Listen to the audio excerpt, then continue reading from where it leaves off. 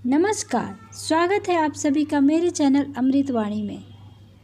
सभी दिव्य आत्माओं को मेरा प्रणाम है।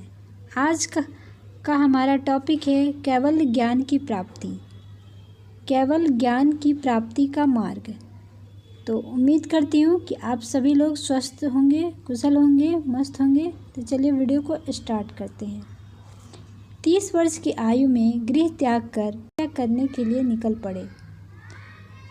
12 वर्षों की कठोर तप साधना के बाद उन्हें केवल ज्ञान अर्थात विशुद्धतम ज्ञान की प्राप्ति हुई। ज्ञान प्राप्ति के पश्चात भगवान महावीर जन कल्याण हेतु भ्रमण करते हुए लोगों को उपदेश देने लगे। वे लोगों को अज्ञान से मुक्ति और ज्ञान की प्राप्ति के साधन बताते। वे लोगों को सुखमय जीवन के लिए सतत शुभ कर्म करने की प्रेरणा देते। वे कहा करते, मनुष्य को कभी भी बुरे कर्म नहीं करना चाहिए, क्योंकि उनका फल हमेशा बुरा ही होता है। व्यक्ति को उसके लिए किए गए कर्मों का फल एक दिन मिलकर ही रहता है। एक बार कर्म और कर्मफल के विषय में उपदेश देते हुए कह रहे थे, इस जगत में जितने भी प्राणी हैं वे सब अपने अपने संचित कर्मों के कारण ही संसार में चक्कर लगाया करते हैं। अपने किए गए कर्मों के अनुसार ही वे भिन्न भिन्न योनियों में जन्म लेते हैं। किए गए कर्मों का फल भोगे बिना प्राणी को छुटकारा नहीं मिलता। जिस तरह तुम्बी पर मिट्टी की तह जम जाने की से वह भारी हो जाती है और डूबने लगती है, उसी प्रकार हिंसा, झूठ, चोरी, व्यभिचार, मोह आदि कर्म करने से आत्मा पर कर्म रूप मिट्टी की तह जम जाती है और वह भारी बनकर अधोगति को प्राप्त हो जाती है। पर यदि तुम्बी के ऊपर की मिट्टी की तह हटा दी जाए तो वह हल्की होने के कारण पानी पर आ जाती है और तैरने लगती हैं। वैसे ही यह आत्मा भी जब कर्म बंधनों से सर्वथा मुक्त हो जाती है, तब ऊपर की गति प्राप्त करके लोकाग्र भाग पर पहुंच जाती है और वहां स्थिर हो जाती है। कर्मों के विविध प्रकार हैं।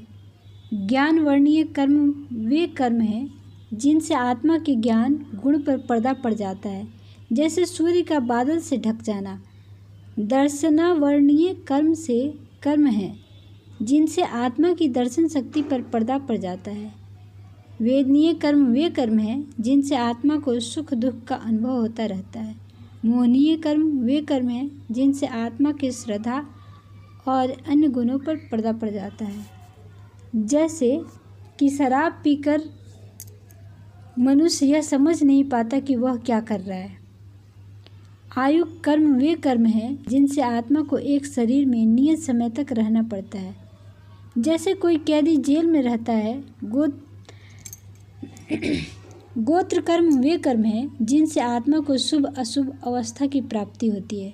वहीं अंतराय कर्म वे कर्म हैं जिनसे आत्मा की लब्धि में विघ्न पड़ता है। आत्मा पर जब तक इन विभिन्न प्रकार के कर्मों के मलों का आवरण बना हुआ रहता है, तब तक व्यक्ति को केवल ज्ञान अर्थात विशुद्धतम ज्ञान की प्राप्ति नहीं होती। इसलिए सभी प्रकार के कर्मों का क्षय होने से ही केवल ज्ञान का उदय होता है। भगवान महावीर के कहने का तात्पर्य यही है कि हम किसी भी प्रकार के कर्म बंधन में स्वयं को न बांधें। हम अच्छे कर्म करें तथा बुरे कर्म करने से बचें। इसके साथ ही अच्छे कर्मों से प्राप्त होने वाले अच्छे फल के प्रति भी आसक्ति और मोह न रखें, क्योंकि अंततः ये आसक्ति और मोह हमें बंधन बांधने वाले ही हैं और हमारी मुक्ति और केवल ज्ञान की प्राप्ति में बाधक हैं। इसलिए आसक्ति रहित, मोह रहित होकर कर्म करते हुए हम न सिर्फ वर्तमान जीवन को बल्कि भावी जीवन को भी सुखद बना सकते हैं और केवल ज्ञान को भी उपलब्ध हो सकते हैं। और यदि इसके विपरीत हम बुरे कर्म करते रहें तो वे कर्म हमारे वर्तमान जीवन के साथ साथ भावी जीवन को भी दुखद और कष्टपूर्ण बना सकते हैं। इस संबंध में एक बहुत ही रोचक कथा आती है। राजा सिद्धार्थ की गजशाला में सैकड़ों हाथी थे। एक दिन चारे को लेकर 2 हाथी आपस में भिड़ गए। उनमें से एक हाथी उन्मत्त होकर गजशाला से भाग निकला उसके सामने जो वस्तु व्यक्ति आए वह उन सभी को कुचलता रोता हुआ भागता रहा।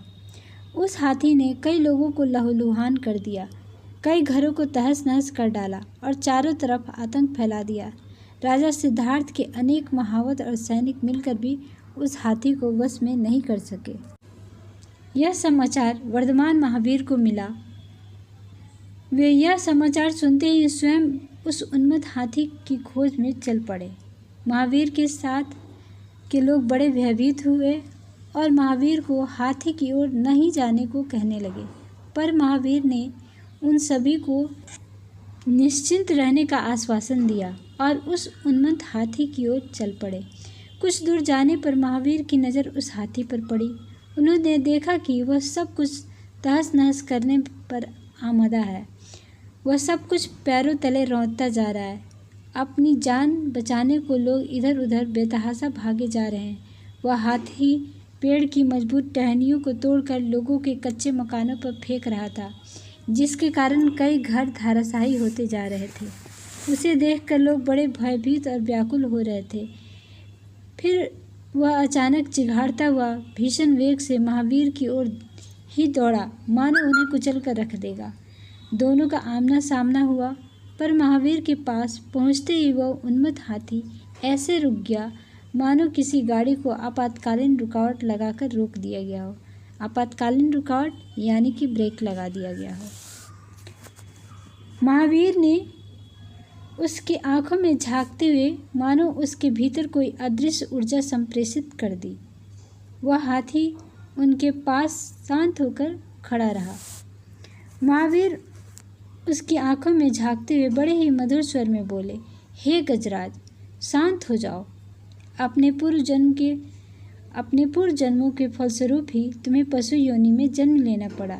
यदि इस जन्म में भी तुम हिंसा का त्याग नहीं करोगे तो अगले जन्म में भी तुम्हें भयंकर पीड़ा सहनी पड़ेगी। अभी समय है, हिंसा का पालन कर तुम अपनी भावी जीवन को सुखद बना सकते हो। वर्धमान महावीर के उपदेश ने हाथी के अंतर्मन पर बहुत ही गहरा असर डाला।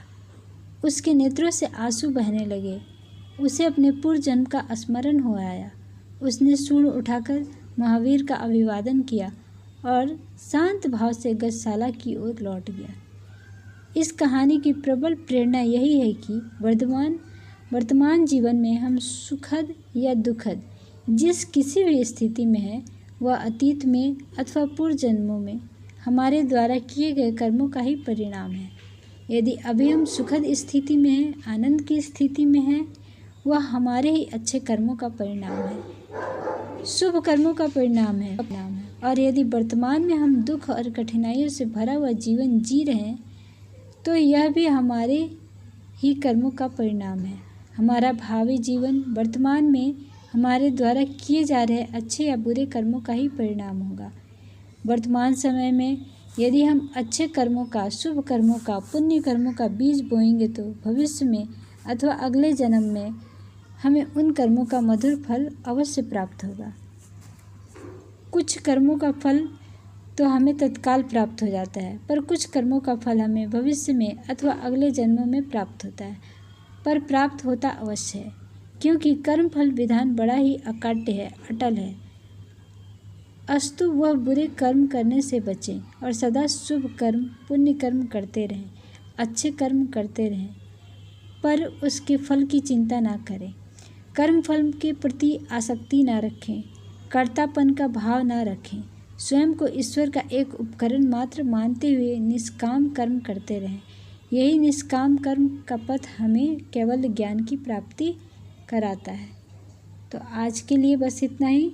यदि वीडियो पसंद आई हो तो प्लीज़ लाइक करें, शेयर करें और चैनल पर पहली बार आए हों तो सब्सक्राइब करें। वीडियो में अंत तक बने रहने के लिए आपका बहुत बहुत धन्यवाद। आपका दिन शुभ हो।